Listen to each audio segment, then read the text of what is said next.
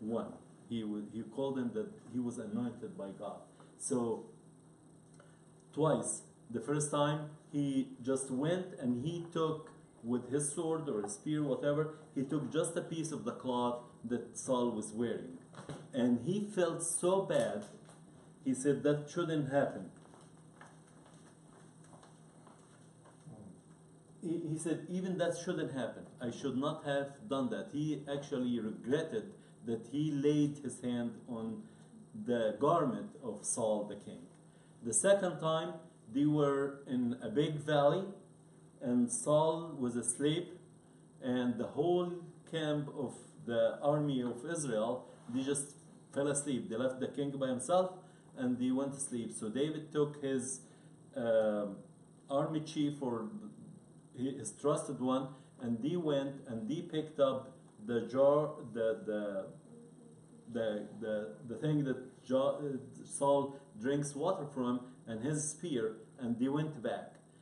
And they also encouraged him. He's in your hand, he's asleep, everybody's asleep, do it, you'll be done, and you'll be the king. He said, I cannot do that. So he trusted that God, in the right time, will give him the kingdom. David was conscience stricken. He said to his men, the Lord forbid that I should do such a thing to my master, the Lord's anointed, or lift my hand against him, for he is the anointed of the Lord. He is the anointed of the Lord. After all what Saul did, he still to David was the anointed of the Lord. The second time, when David, the story I just told you, when David took the jar that Saul drinks from and his spear, he went on the other side and he called for the head of the army who was guarding Saul, and he was so mad. He told him, how can you leave the anointed one of God vulnerable, that I was able to get all the way to him? I took his spear, look at it's in my hand right there, and you are not doing your job. And he was so concerned that his enemy, because he considered him the anointed one, is been not protected enough than his own life.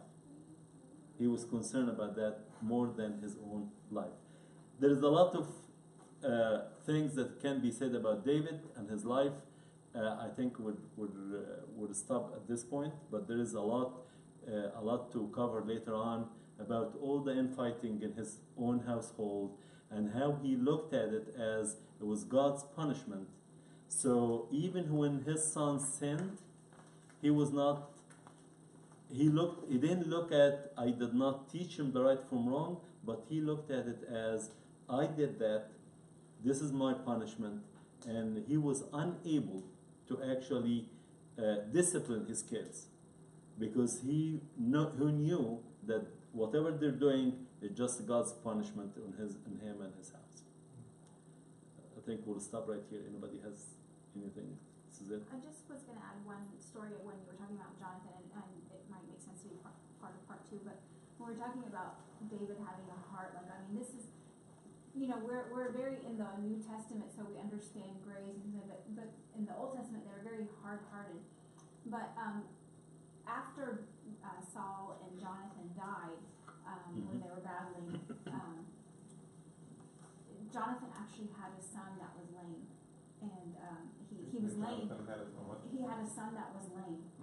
He actually, when they were fleeing, the nurse, when they found out of Jonathan's death, the nurse grabbed him and she dropped him when he was young, and then he became lame in both legs. And at that time, that was looked upon. I think even his name had like the word shame in it or something like that. So he looked at very bad. But because David had a heart like God, he actually sought that son, that lame son of Jonathan, because of his love for Jonathan. And he brought him and he had him sit at the king's table.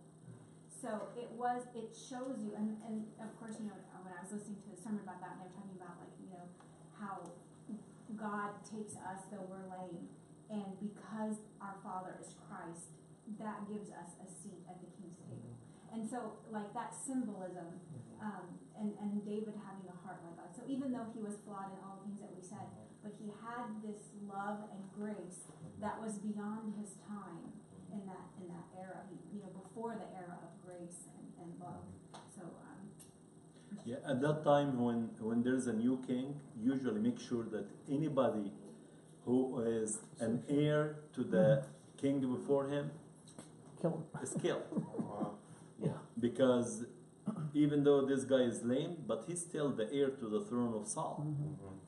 So you could have found a group of people that they're loyal to Saul and say, he has a son, let's anoint him as a king, and now will be. And actually, he was so scared. When David was looking for him, he was so scared. He thought that he would be killed. But instead, David told him, no, you're going to be like one of my sons. You eat at my table just like one of my sons. Yeah, that's very good. Anybody else? I find there's some really interesting, when you compare people that are like David, like Joseph, they could have easily given into, like David could have easily given into vengeance or anger or whatever.